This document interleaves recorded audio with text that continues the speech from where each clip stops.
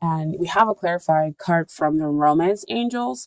And so here it goes again back to that death card. You've been forgiving and learning. I'll move it a little bit closer.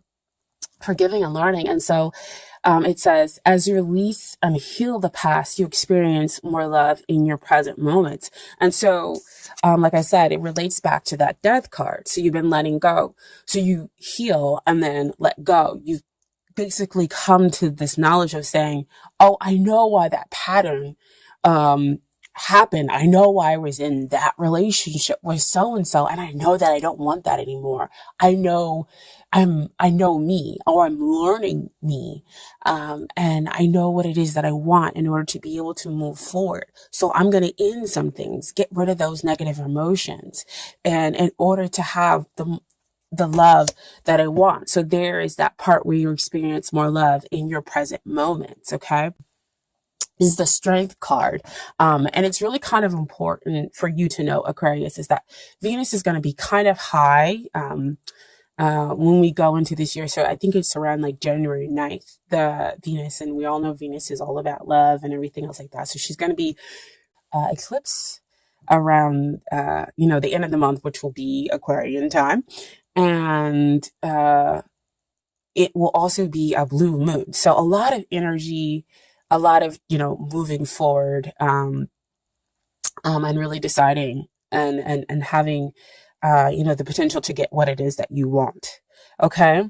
And so what you have emerging, if it hasn't, of course, already emerged.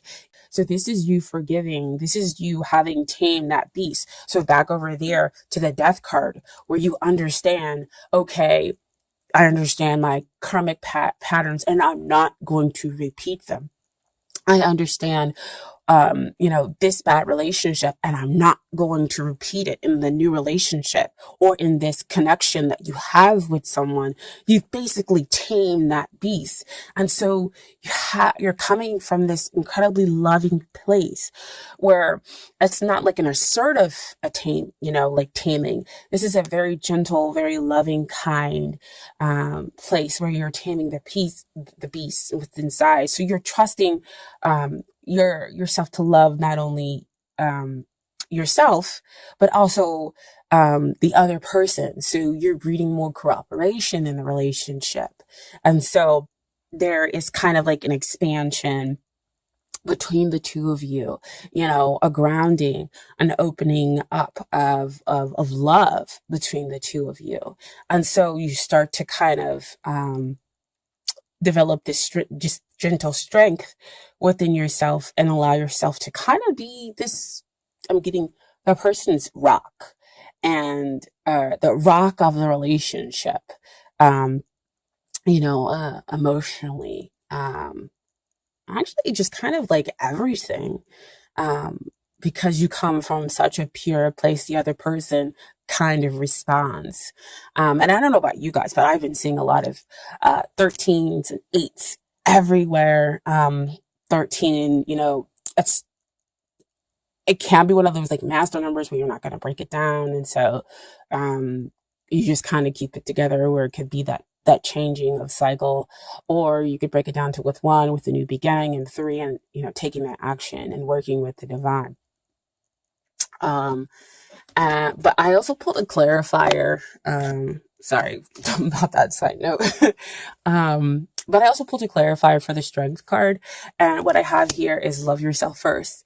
Your self-respect makes you more romantically attractive. So see, again, back what I was talking about before, is that you figure out a way to kind of balance that energy.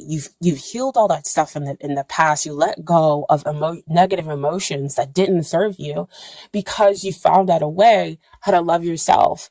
And we all know, in loving yourself, you attract those who love you, And when you do sometimes attract those people who don't, you know how to say, you know what? I know that it is that you don't love me. And so, or you're not going to love me the way that I want you to love me. And so you just, kind of release them and go, hey, it's okay. I'm good. I'll be okay without you. And then in turn, you'll be able to track that happy, healthy relationship where there is that cooperation, when there is that kind of back and forth that you would get out of having a soulmate, where there is that unconditional love because you have unconditional love for yourself. And so what we have next is the Empress, and she's the future energy that you can be experiencing. And I'll move it back just a little bit.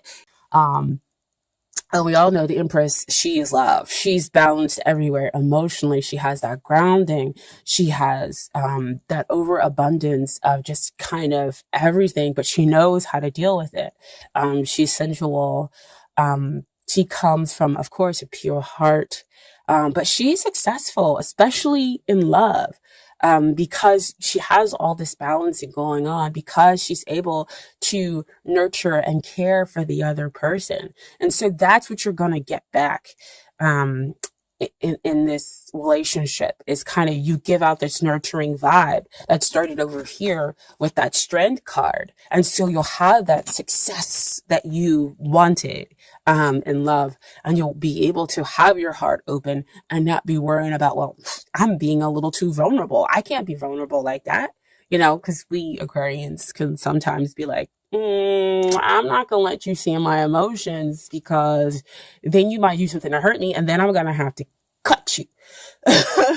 Okay.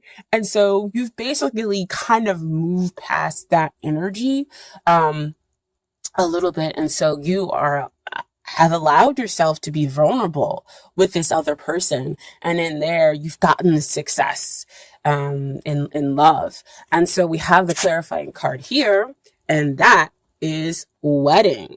The situation involves marriage. So this could be, because you're having success in love, this could be a deepening of a commitment. Doesn't necessarily always have to involve marriage. But if that's what you were going for, marriage, that card shows up to tell you that, yes, you could be getting married, or you could realize that this is the person that you want to marry, and you can have that success in love because you have your heart open, because you have the emotional stability. You know when to be, evolved emotionally, and what emotions to come out, so that it's not like, all that negative emotion kind of that comes out sometimes, with Aquarians, when we feel like we might be rejected, or we feel like things could be going wrong. We're just in a space to be like, you know what? I'm okay to be vulnerable. And there is a strength in me being vulnerable. And I can love the way that I want to love because I love me. I know I'm not going to make the wrong decision in my love life for me. And so what the divine is offering you as far as aces, and aces are all about, new beginnings, what the divine is offering. And so first one I want to look at is the Ace of Swords. So this is like mental clarity. This is success that we're talking back over there with the Empress. But this, has come after much adversity. This is come after, cutting away and getting rid of stuff that, just wasn't for you, which again goes back to that death card energy, back to that forgiving and learning. So you've had all that in the past, and now you're able to have this victory. Now you're able to have this clarity about yourself and about what you want in this relationship.